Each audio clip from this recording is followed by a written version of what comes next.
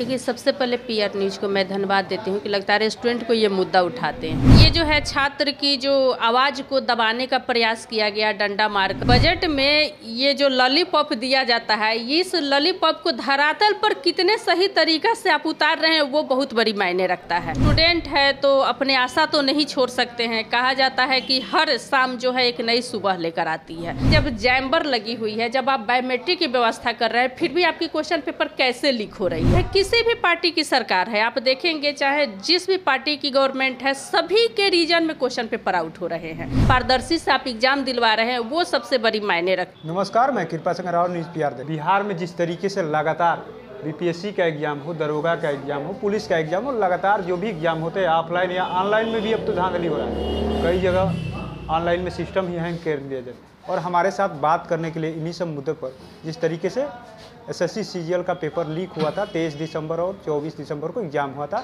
23 दिसंबर को paper viral हो गया था, एग्ज़ाम से पहले ही वायरल हो गया था।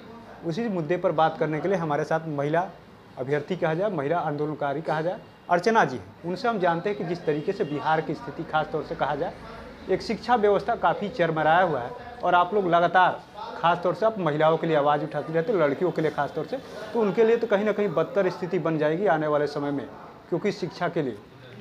देखिए, सबसे पहले पीआर न्यूज़ को मैं धन्यवाद देती हूँ कि लगातार स्टूडेंट को ये मुद्दा उठाते हैं। और देखिए, सबसे बड़ी बात कि जहाँ तक महिलाओं की बात है, तो जब तक शिक्षा व्यवस्था नहीं सुधरेगी तो महिलाएं घर से कैसे निकलेगी?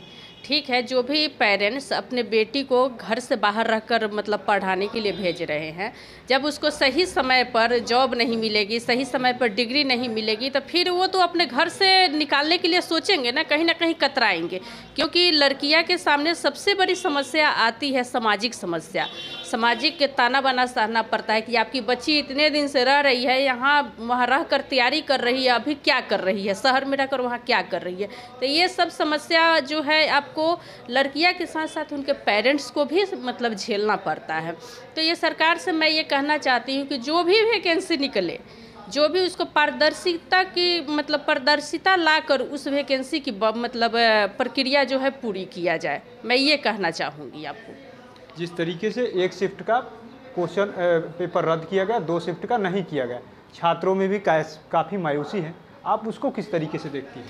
देखिए, सबसे बड़ी बात है कि ये जो है छात्र की जो आवाज़ को दबाने का प्रयास किया गया डंडा मारकर, चाहे कुछ भी, जो भी छात्र सड़कों पर उतरे तो उसको दबाने का प्रयास किया गया। देखिए, जहाँ तक ये साक्ष्य की सवाल है, तो साक्ष्य की सवाल है तो आपको ये बिहार कर्मचारी चयन आयोग की एक रूल है, जो बुकलेट जो है आपको स्टूडेंट को नहीं दिया जाता है, वो एग्जामिनेशन के बाद उसको सील कर ली जाती है। तो जब बुकलेट स्टूडेंट को नहीं दिया जाता है तो बुकलेट का जो आपको स्क्रीनशॉट, चाहे एग्ज़ाम से पहले चाहे एग्ज़ाम की बाद, वो सोशल मीडिया पर क्यों आया? तो इस आधार पर तो एग्जाम तीनों शिफ्ट की रद्द होनी। कहा गया था कि साक्ष्य दीजिए तो पेपर कैंसिल किया जाए। हाँ, 600 से 700 स्टूडेंट आपको ईमेल किए थे, साक्ष्य उनको तो अवेलेबल करवाया गया था, लेकिन फिर भी वो दबाने का प्रयास किया गया, स्टूडेंट को बरगलाने का प्रयास किया गया है आयोग द्वारा।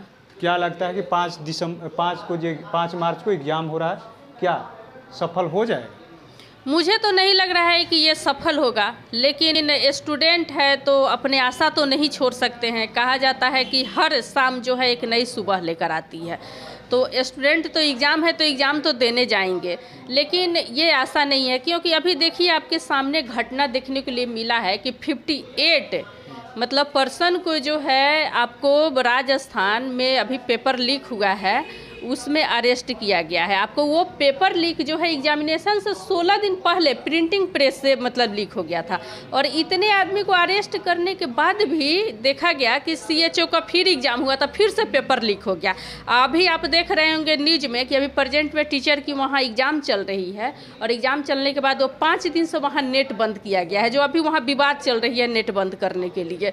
तो आखिर इसमें सोचना चाहिए कि जब जैम्बर लगी हुई है, जब आप बायोमेट्रिक की व्यवस्था कर रहे हैं, फिर भी आपकी क्वेश्चन पेपर कैसे लीक हो रही है? तो ये जांच की विषय है। तो कहीं ना कहीं वो प्रिंटिंग प्रेस से आउट हो रही है, आपके सामने साक्ष्य है। तो इस आधार पर, और इसका सारे का लिंक बिहार से जुड़ा हुआ है। आप देखेंगे राजस्थान का भी देखेंगे, गुजरात का जो 16 दिन पहले पेपर आउट हुआ था, तो आप देखेंगे कि गुजरात हुआ, राजस्थान हुआ, चाहे आप उत्तराखंड हुआ, चाहे हिमाचल प्रदेश हुआ, इस सारे का लिंक बिहार से जुड़ा हुआ है।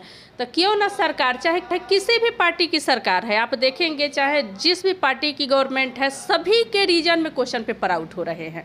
तो क्यों ना सारी सरकार मिलकर जो है एक अभियान चलाए, जिसको मतलब एक नाम दे दे बेहतर, कि जो है उसको अच्छा कोई भी पारदर्शिता ऐसा करके नाम देकर उस अभियान को और इस शिक्षा माफिया से जो है मुक्ति पाने का प्रयास करे। क्या बजट में उम्मीद है कुछ लड़कियों के लिए? देखिए, बजट वो तो हर साल बजट आते रहेंगे जाते रहेंगे, लेकिन बजट में ये जो लॉलीपॉप दिया जाता है, इस लॉलीपॉप को धरातल पर कितने सही तरीक़ा से आप उतार रहे हैं वो बहुत बड़ी मायने रखता है।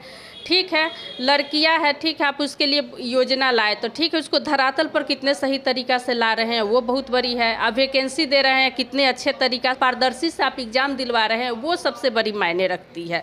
और ख़ासकर जो बिहार की जो शिक्षा व्यवस्था है, जो बिहार की धरती को बिल्कुल आपको कलंकित कर दिया है, और सरकार को इस पर संज्ञान लेना चाहिए। इससे सरकार को भी बदनामी हो रही है, बिहार की भी बदनामी हो रही है।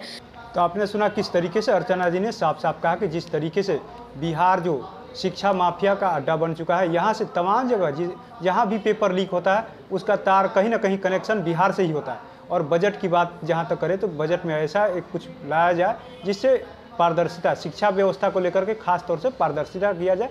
कितनी पारदर्शिता सरकार उस पर लाती है।